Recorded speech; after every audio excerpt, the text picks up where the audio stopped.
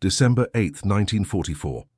The snow-covered hills of the Ardennes forest stretched endlessly before Lieutenant Thomas Crawford of the United States Army's 106th Infantry Division as his convoy of 23 trucks rumbled along the narrow Belgian road. The temperature had dropped to -15 degrees Celsius, and the men huddled in the back of the vehicles, their breath forming clouds in the freezing air. Crawford believed they were taking a safe route toward their winter positions, following intelligence reports that indicated minimal enemy presence in this quiet sector. His soldiers, mostly fresh replacements who had arrived in Europe just 3 weeks earlier, trusted the maps and the assurances of their commanders that this stretch of forest was secure. They had no idea they were driving straight into a carefully prepared trap that would have annihilated every single one of them. Before we dive into this story, make sure to subscribe to the channel and tell me in the comments where you're watching from. It really helps support the channel. What happened next would transform a teenage girl's simple act of courage into one of the most remarkable rescue operations of the entire European conflict, proving that sometimes the smallest voices can prevent the greatest tragedies. The morning had started routinely for 17-year-old Marie Dubois in the tiny village of Rochefort, Belgium. She lived with her grandmother in a stone farmhouse that had belonged to their family for 6 generations. Her parents had fled to England 2 years earlier, but Marie had refused to leave her grandmother, who was too frail to make the dangerous journey.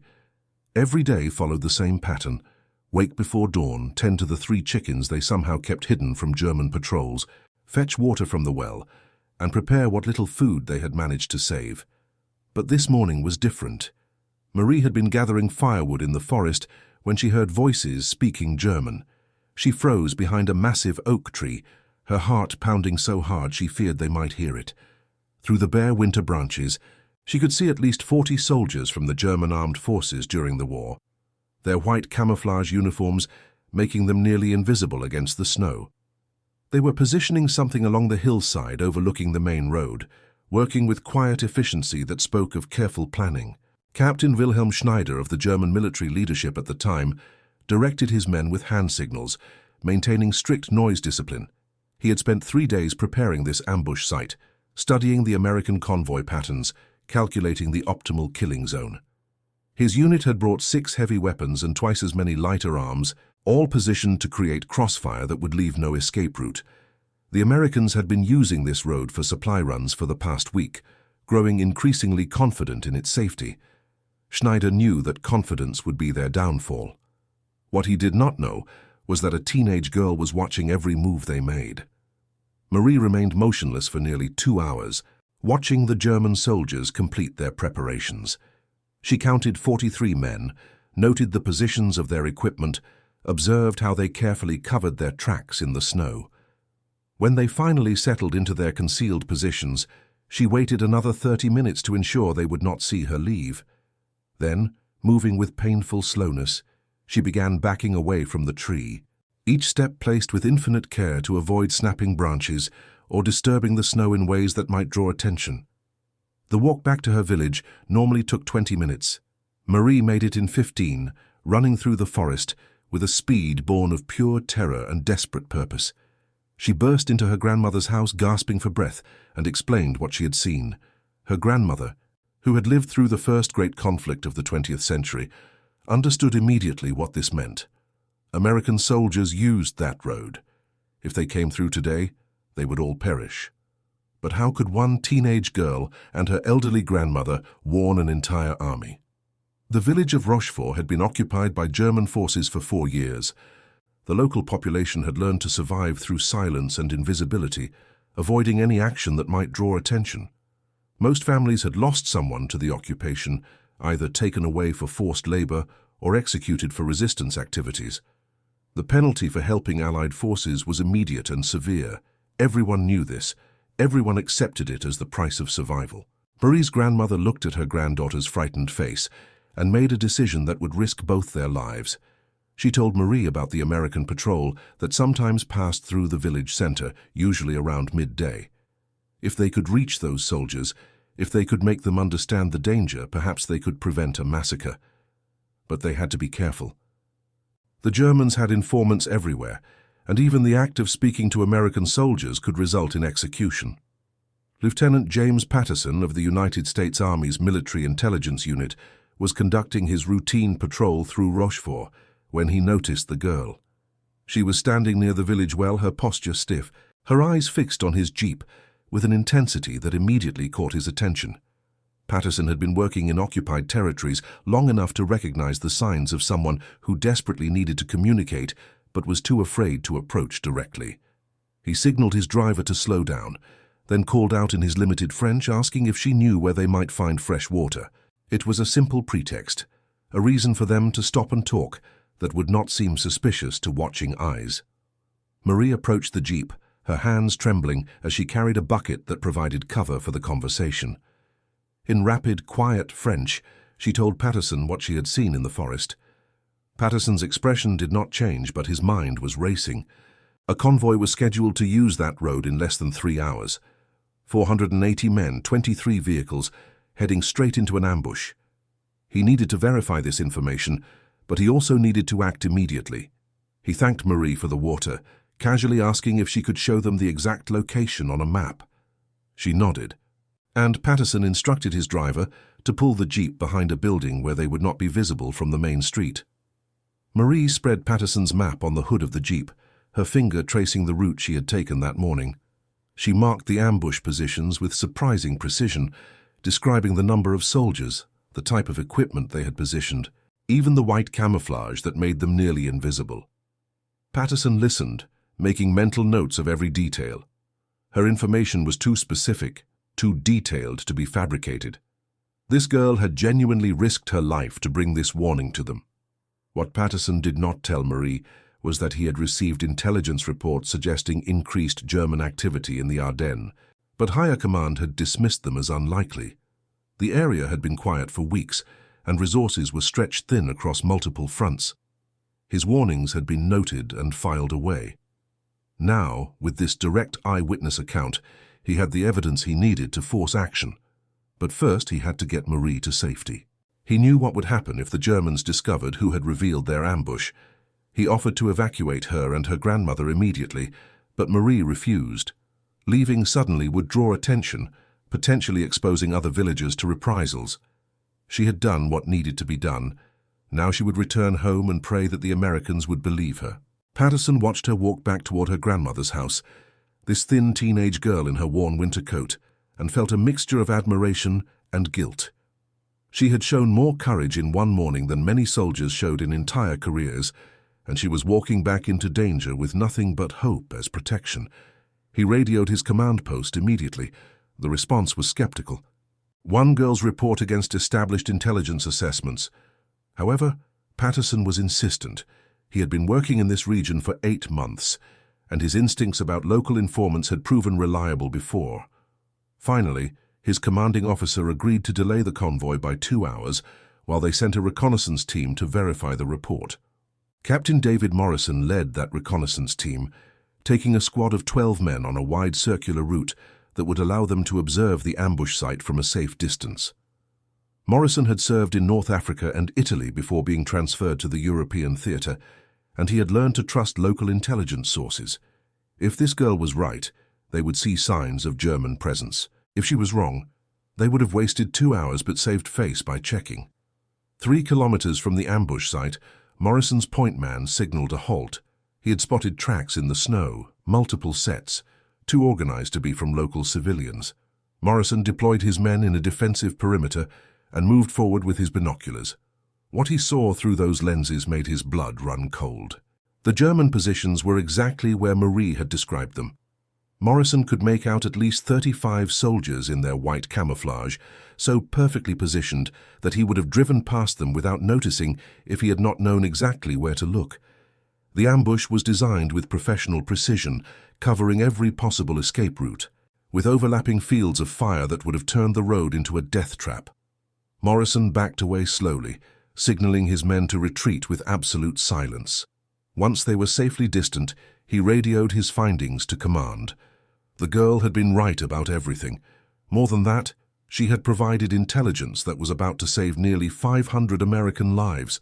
The decision was made to not only cancel the convoy's route, but to set up a counter-operation. If the Germans were waiting for an ambush that never came, they would eventually realize something had gone wrong. Better to turn their trap back on them, using superior numbers and the element of surprise now that the Americans knew exactly where to find them. Major Robert Collins of the 106th Infantry Division coordinated the response. He had 3 companies available, roughly 360 men, plus artillery support from a battery positioned 8 kilometers away. The plan was elegant in its simplicity. While the Germans waited for a convoy that would never arrive, American forces would encircle their position from 3 sides, cutting off retreat and forcing surrender. Collins understood the irony of the situation. The German forces during the war had built their entire military strategy on speed, surprise, and overwhelming force at the point of contact. Now, thanks to a 17-year-old Belgian girl, they were about to experience those same tactics used against them. The operation began at 1400 hours, 4 hours after the original convoy would have entered the ambush zone. American forces moved through the forest in 3 columns, using the terrain and tree cover to approach undetected. They had been trained in winter warfare during their deployment preparation, and they used every technique. White cloth over their helmets, careful placement of each footstep. Hand signals instead of verbal commands. Captain Schneider was beginning to worry. The convoy should have appeared by now. His men had been in position for over 6 hours, and the cold was becoming dangerous despite their winter gear. Some were showing signs of frostbite. He considered sending a scout to check the main road, but movement might compromise their concealment if the Americans were simply running late. He never got the chance to make that decision. The first indication that something was terribly wrong came when Sergeant Hans Müller, positioned on the northern edge of their perimeter, whispered urgently into his radio. He had spotted movement through the trees, multiple figures in American uniforms, far too many to be a normal patrol. Before Schneider could respond, artillery shells began falling on predetermined coordinates, creating a curtain of explosions that cut off the Germans' retreat route to the east. The American infantry moved in immediately after the artillery barrage, calling out in both English and German for the surrounded soldiers to surrender. Collins had made it clear to his officers these men were trapped with no escape route, outnumbered nearly 8 to 1, with artillery prepared to continue bombardment if they chose to resist. Give them every opportunity to surrender rather than fight a hopeless battle. Schneider stood in his position, watching American soldiers emerge from the forest in numbers that seemed impossible. How had they known? How had they positioned forces so precisely around his ambush site? He thought about the 3 days of careful preparation, the confidence he had felt just hours ago. Now, surrounded and outgunned, he had only one realistic option. He ordered his men to lay down their arms and raise their hands. One by one, 43 German soldiers emerged from their concealed positions. Hands raised, faces showing a mixture of relief and confusion. Not a single shot had been fired. The ambush that was supposed to eliminate nearly 500 Americans had instead resulted in the bloodless capture of an entire German unit. The interrogations that followed provided even more disturbing information for the German prisoners. When Schneider was asked how the Americans had known about the ambush, he was told the truth. A teenage girl from the local village had observed their preparations and reported every detail to American forces. Schneider sat in silence for several minutes after hearing this, processing the implications. His carefully planned operation, executed with professional precision, had been undone by a civilian, a child, someone who should have been too frightened to act. The psychological impact of this revelation rippled through the captured soldiers. They had been taught that local populations would remain passive, too intimidated by occupation, to interfere with military operations. The idea that a 17-year-old girl had not only observed them, but had actively sought out American forces to warn them, challenged their fundamental assumptions about occupied territories. Private Franz Weber, one of the youngest soldiers in Schneider's unit, was particularly affected by this information. He was 19 years old, just 2 years older than Marie. During his interrogation, he kept asking questions about her. Was she punished? Did the Germans know who had informed? Was her family safe? The American interrogator, Lieutenant Patterson, who had been the first to receive Marie's warning, assured Weber that measures had been taken to protect her identity. What Weber did not know was how much danger Marie still faced. Despite American efforts to keep her involvement secret, word had spread through Rochefort that someone had warned the Americans about the ambush. German commanders in the region were furious, launching investigations to identify the informant. They questioned dozens of villagers, searching homes, making threats. The penalty for resistance activities was well established and brutally enforced. Marie's grandmother understood the danger they were in. She had lived through occupation before and knew how quickly suspicion could become accusation. She insisted that Marie maintain her normal routine exactly as before, showing no change in behavior that might draw attention. Marie went to the well at the same time each day, gathered firewood on the same schedule, avoided eye contact with both German and American soldiers when either passed through the village. The strain of maintaining this facade while knowing that discovery could come at any moment took its toll. Marie had nightmares about being dragged from her home, about watching American soldiers ambushed because she had failed to warn them in time, about her grandmother suffering because of her actions. She was 17 years old, an age when most concerns should involve school and friends, not life-and-death decisions with consequences for hundreds of people. 3 weeks after the prevented ambush, Lieutenant Patterson returned to Rochefort. He had been authorized to offer Marie and her grandmother evacuation to Allied-controlled territory. The risk of remaining in the village was simply too high. Patterson found Marie at the well, using the same pretext of asking for water to initiate conversation. When he explained the evacuation offer, Marie's first question was about the other villagers. If she and her grandmother suddenly disappeared, would the Germans punish their neighbors in retaliation? Would innocent families suffer because she had made the choice to warn the Americans? Patterson could not guarantee that would not happen. Reprisals against villages after resistance activities were common. Marie listened to his answer, then made her decision. She would stay. Whatever happened, she would not be responsible for bringing harm to her neighbors. Patterson argued with her, explaining the very real danger she faced. Marie was firm. She had made her choice on December 8th when she approached his jeep. She had known the risks then, and she accepted them now. Patterson left Rochefort that day with profound respect for this teenage girl's courage and an equally profound sense of helplessness at his inability to protect her. The larger war continued to develop around them. The quiet sector of the Ardennes, which had seemed so safe in early December, erupted into one of the conflict's most significant operations just 8 days after Marie's warning.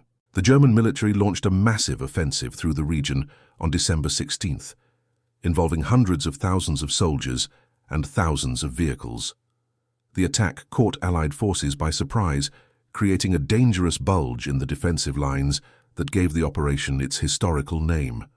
The 106th Infantry Division, which would have lost 480 men to Schneider's ambush if not for Marie's intervention, found itself directly in the path of this offensive. Lieutenant Crawford's convoy, the one that had been scheduled to use that forest road on December 8th, was instead properly positioned in defensive fortifications when the assault began.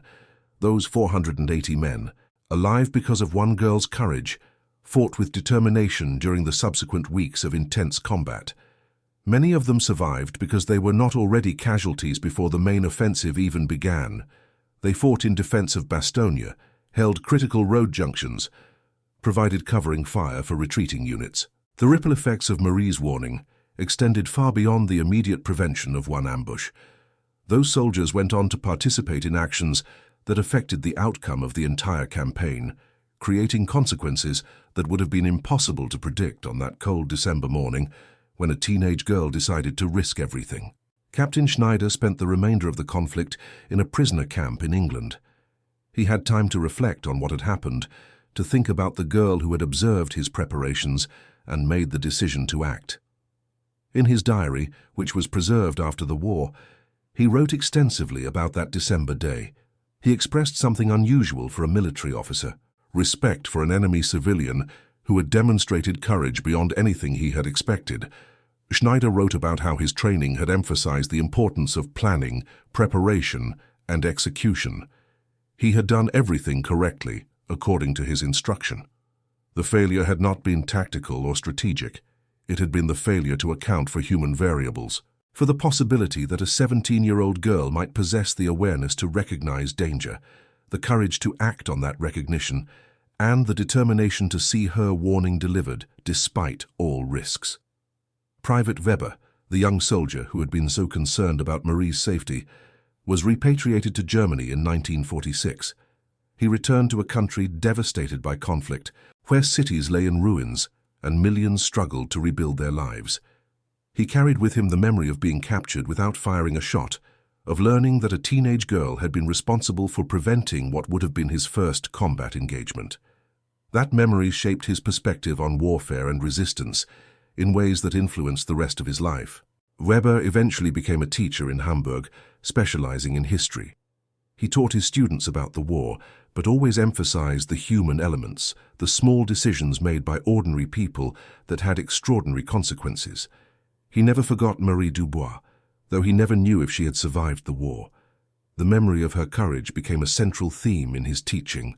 That resistance to injustice does not require military force, that sometimes the most powerful weapons are observation, intelligence, and the willingness to act despite fear. Marie and her grandmother did survive the war. The investigation into who had warned the Americans eventually faded as larger events overtook the region. The massive offensive launched on December 16th created chaos that consumed German attention and resources. By the time Allied forces liberated Rochefort in January 1945, Marie's role in preventing the ambush was known only to a handful of American officers who had carefully protected that information. She was 19 years old when the war ended, having spent her late teenage years living under occupation, making impossible choices, and carrying secrets that could have killed her.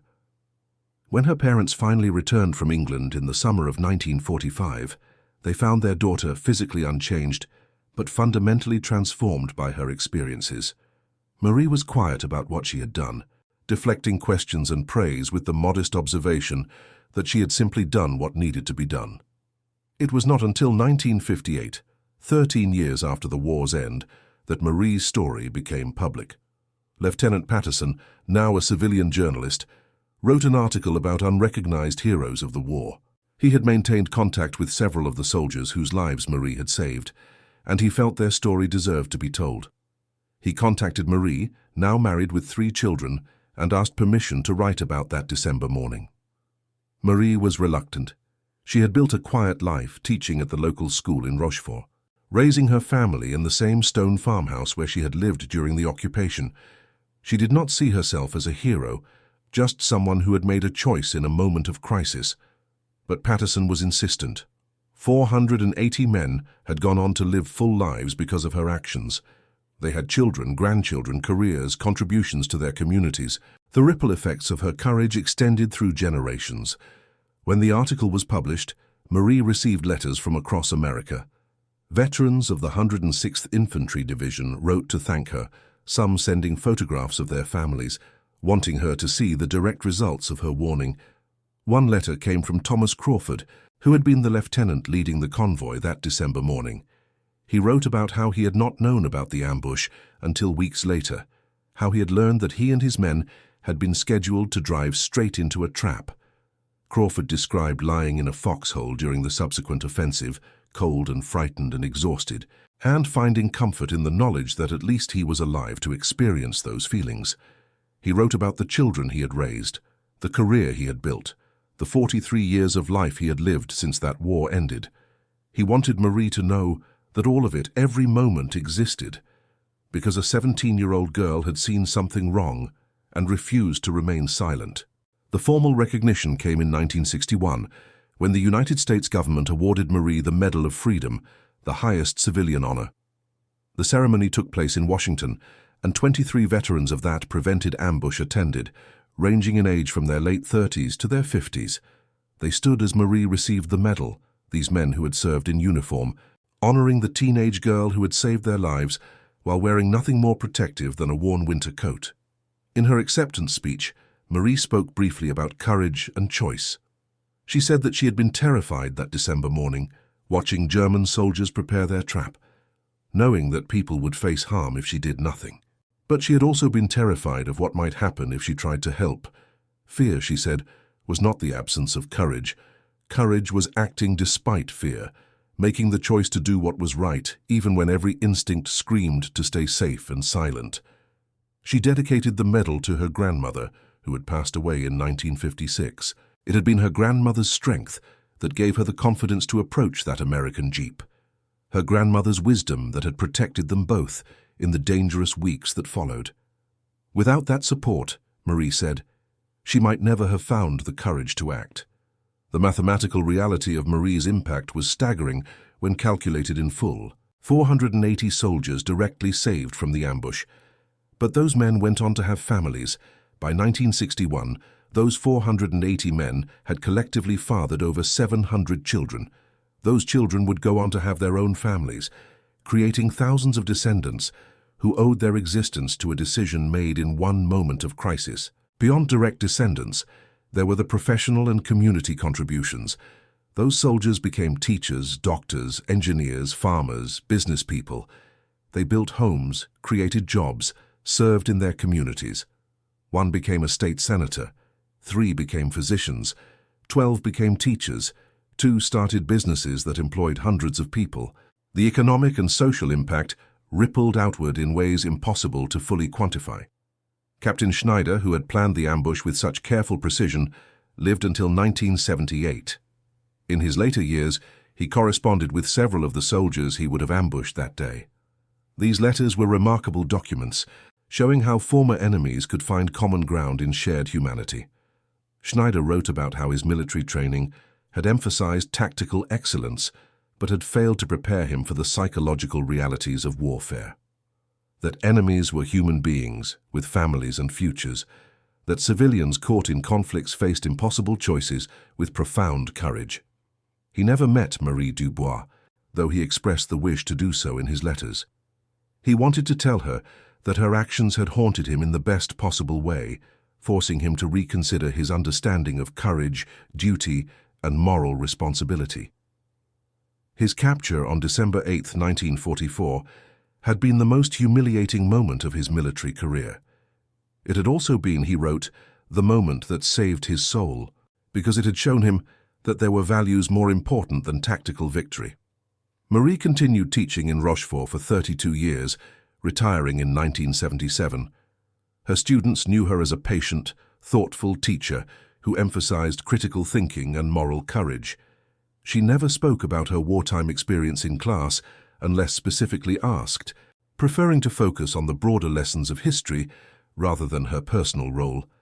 But when students did ask, usually after learning about her story from their parents, she would tell them about the importance of paying attention, of trusting your instincts when something seems wrong, of finding the courage to act even when acting puts you at risk. She spoke about fear not as weakness, but as information, a signal that something important was happening that required a response. She told them that the bravest thing she had ever done was not approaching that American jeep, but walking back to her grandmother's house afterward, returning to normal life while carrying the secret of what she had done, waiting to see if her warning would be believed and acted upon. The soldiers whose lives Marie saved aged into their 70s and 80s, and they maintained contact with her through letters and occasional visits. They formed an informal association, meeting every 5 years on December 8th to commemorate the day they were supposed to have faced certain harm, but instead continued living because of one girl's courage. These gatherings were bittersweet, celebrating survival while acknowledging the passage of time that gradually diminished their numbers. At the gathering in 1984, 40 years after the event, only 63 of the original 480 men were still alive. Marie, now 67 years old, traveled to America for the first time to attend. She stood before these elderly veterans and saw in their faces the young men they had been, the futures they had been given, the lives they had built. They presented her with a quilt made from patches contributed by the families of every soldier who had been in that convoy, living and deceased, 480 squares representing 480 lives touched by her actions. Marie lived until 2001, passing away at the age of 74. Her obituary in the New York Times ran over 1,000 words, detailing not just her wartime courage, but her life afterward. The students she had taught, the community she had served, the family she had raised. The piece noted that while she had received formal recognition for her actions, she had always been uncomfortable with the attention, preferring to see herself simply as someone who had been in the right place to help and had made the choice to do so. Among those who attended her funeral were 12 veterans of the 106th Infantry Division, men now in their 80s, who traveled to Belgium to pay their respects. They stood at graveside in their old uniforms, rendered honors, and shared stories about the woman who had given them their futures. They spoke about how they had lived their entire adult lives with the knowledge that they owed their existence to a teenage girl's courage, and how that knowledge had shaped the choices they made and the values they tried to embody. The final speaker at Marie's funeral was Thomas Crawford, 93 years old, who had been the lieutenant leading the convoy on that December morning. He spoke about meeting Marie for the first time in 1961, how he had expected to find a remarkable person and instead found someone remarkably normal, someone who insisted that courage was not extraordinary, but simply the choice everyone could make when circumstances demanded it. Crawford read from a letter Marie had written to him in 1998, when both were dealing with health issues that came with advanced age. In that letter, she had written about perspective and meaning. She said that she had lived an ordinary life, teaching children, raising a family, participating in her community. The only extraordinary moment had been one morning in December 1944, when she had seen something wrong and made the choice to act. But that single choice, she wrote, had given her entire life meaning beyond anything she could have planned or predicted. She wrote that she hoped each person would have at least one such moment, one opportunity to make a choice that mattered, to act with courage when courage was required. She hoped they would recognize that moment when it came and have the strength to act, because those moments, rare as they were, defined who we became and what our lives meant.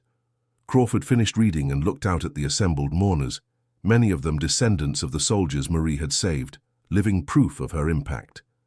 He said that Marie had been wrong about one thing. Her life had not been ordinary, a life that touched so many others, that created ripples extending through generations. That proved the power of individual courage in the face of overwhelming fear. Such a life was extraordinary in the deepest sense. And that concludes our story. If you made it this far, please share your thoughts in the comments. What part of this historical account surprised you most? Don't forget to subscribe for more untold stories from World War II, and check out the video on screen for another incredible tale from history. Until next time.